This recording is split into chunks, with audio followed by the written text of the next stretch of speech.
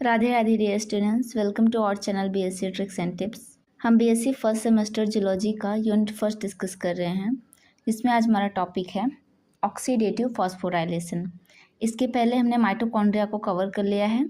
आज हम जानेंगे कि जो ऑक्सीडेटिव फॉस्फोराइलेशन प्रोसेस है वो माइटोकॉन्ड्रिया के अंदर कैसे परफॉर्म होता है, जिसमें हम इलेक्ट्रॉन ट्रांसपोर्ट चेन एंड कीमियोस्मोसिस को समझेंगे। सो स्टार्ट करते हैं।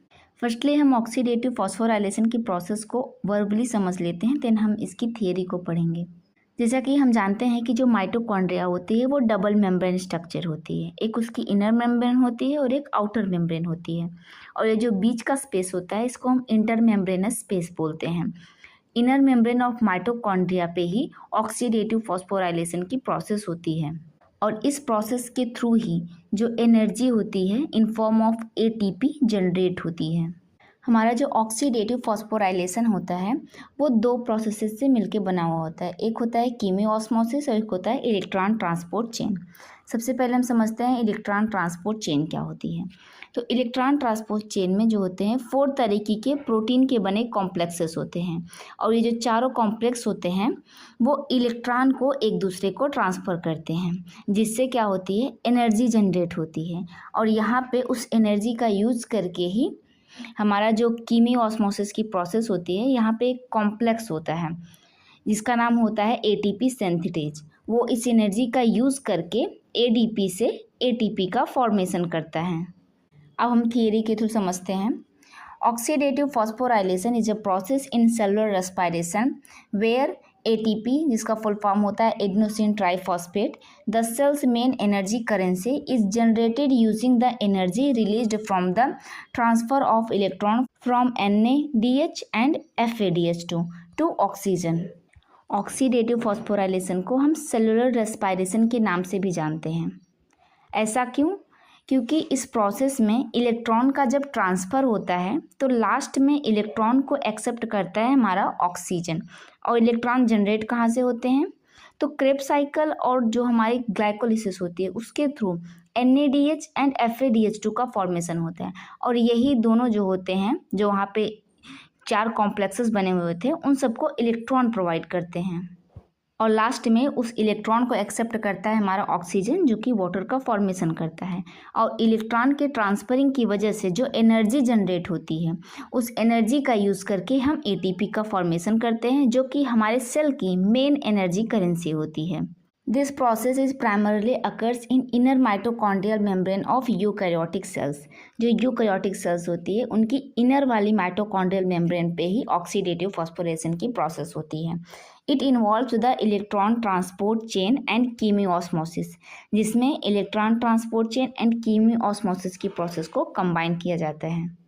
देखिए यहाँ पे फ्लो के थ्रू समझाया गया है कि ये हमारा क्या है ऑक्सीडेटिव फॉस्फोराइलेशन, जो कि 2 चीज़ों के कम्बिनेशन से बना हुआ है, इलेक्ट्रॉन ट्रांसपोर्ट चेन एंड कीमियोस्मोसिस। तो फर्स्टली हम इलेक्ट्रॉन ट्रांसपोर्ट चेन को समझते हैं कि ये क्या होता है। अगर हम डायग्राम के थ्रू समझें कि इलेक्ट्रॉन ट्रांसपोर्ट चेन क्या होता है, तो सपोज कि ये हमारी इनर मेम्ब्रेन ऑफ माइटोकॉन्ड्रिया है, ठीक है, और ये हमारी आउटर मेम्ब्रेन है, और ये बीच का इंटर मेम्ब्रेनस स्पेस है। और ये जो इनर मेम्ब्रेन होती है इस पे हमारे 4 कॉम्प्लेक्सेस होते हैं जो कि प्रोटीन के बने हुए होते हैं। Complex first, second, third and fourth. अब इन कॉम्प्लेक्सेस को इलेक्ट्रॉन प्रोवाइड करता है NADH एंड FADH, और जो इलेक्ट्रॉन इनको मिलेगा इन कॉम्प्लेक्सेस को वो क्या करेंगे, ऐसे ही ट्रांसफ़र करेंगे, जिससे एनर्जी जनरेट होगी, और उस एनर्जी का यूज़ किया जाएगा कीमियोस्मोसिस की प्रोसेस में। आइए हम थियरी को समझते हैं। Electron transport chain is a series of protein complexes embedded in the inner mitochondrial membrane. Electron from NADH and FADH2 generated in earlier stage of cellular respiration, जैसे कि glycolysis and Krebs cycle, are passed along these complexes. FADH और NADH क्या होते हैं, Krebs cycle और glycolysis के through generate होते हैं, जो कि इलेक्ट्रॉन को जनरेट करेंगे, और इलेक्ट्रॉन्स जो होते हैं वो जो 4 कॉम्प्लेक्सेस होते हैं उनके थ्रू क्या होंगे, ट्रांसफ़र होंगे। An electron move through the chain, protons जिसे हम H+ से डिनोट करते हैं are pumped from the mitochondrial matrix to the intermembranous space, creating an electrochemical gradients. यहाँ पे देखिए यही बताया गया है कि जब हमारे जो इनर माइटोकॉन्ड्रियल मेम्ब्रेन है, यहाँ पे इलेक्ट्रॉन पंप किए जाएंगे कॉम्प्लेक्सेस के पास, और मैट्रिक्स से ही क्या होगा, जो हाइड्रोजन होते हैं फिर जिसको हम प्रोटॉन्स बोलते हैं, जिसको H+ से डिनोट करते हैं, वो हमारे इंटरमेम्ब्रेनस स्पेस में जाएंगे। The proton gradient represent stored energy. जब इंटरमेम्ब्रेनस स्पेस में क्या होगे, बहुत सारे प्रोटॉन्स इकट्ठे हो जाएंगे तो क्या करेंगे, एक एनर्जी का फॉर्मेशन करेंगे, जिसको हम स्टोर एनर्जी के रूप में कंसीडर करते हैं। The final electron accepted in the electron transport chain which combines with the electron to form the water, and finally जो 4 complexes से इलेक्ट्रॉन ट्रांसफ़र होके जाएगा तो वो ऑक्सीजन के द्वारा एक्सेप्ट कर लिया जाएगा और उससे वो वाटर का फॉर्मेशन कर देगा। नेक्स्ट हम कीमियोस्मोसिस की प्रोसेस को समझेंगे। कीमियोस्मोसिस, the proton gradients created by the electron transport chain driven the movement of protons back across the inner mitochondrial membrane from the inner membrane space into the matrix। जो protons हमारे intermembranous space में यहाँ पे इकट्ठा हुए हैं, जिनको हम प्रोटॉन ग्रेडियंट्स बोलते हैं, वो यहाँ पे एक कॉम्प्लेक्स होता है 5th नंबर का कॉम्प्लेक्स, जिसको हम ATP सिंथेटेज के नाम से जानते हैं। इसके थ्रू वापस जो होते हैं माइटोकॉन्ड्रिया के मैट्रिक्स में रिटर्न आते हैं, और ये जब वापस आएंगे तो क्या होगा, this movement of protons facilitated by the proton complex called ATP synthetase और कॉम्प्लेक्स 5। जिस वे के थ्रू प्रोटॉन्स जो होते हैं मैट्रिक्स में वापस आएंगे उसको हम क्या बोल रहे हैं, ATP सिंथेटेज या फिर कॉम्प्लेक्स 5 के नाम से जानते हैं। As protons flow through ATP synthetase it convert ADP and inorganic phosphate into ATP। जब प्रोटॉन्स मैट्रिक्स में आना स्टार्ट कर देंगे तो प्रोटॉन्स ने एक एनर्जी क्रिएट कर रखी है, जिस एनर्जी का यूज करके जो ATP सिंथेटेज होता है वो ADP और इनऑर्गेनिक फॉस्फेट को ATP में कन्वर्ट कर देगा। And we know that ATP क्या होती है, हमारी सेल की मेन एनर्जी करेंसी होती है। This process of using proton gradients to synthesise ATP is called chemiosmosis. Proton gradients का यूज़ करके ATP की सिंथेसिस करने की प्रोसेस को ही हम कीमियोस्मोसिस कहते हैं। नेक्स्ट है हमारा सिग्निफिकेंस ऑफ ऑक्सीडेटिव फॉस्फोराइलेशन।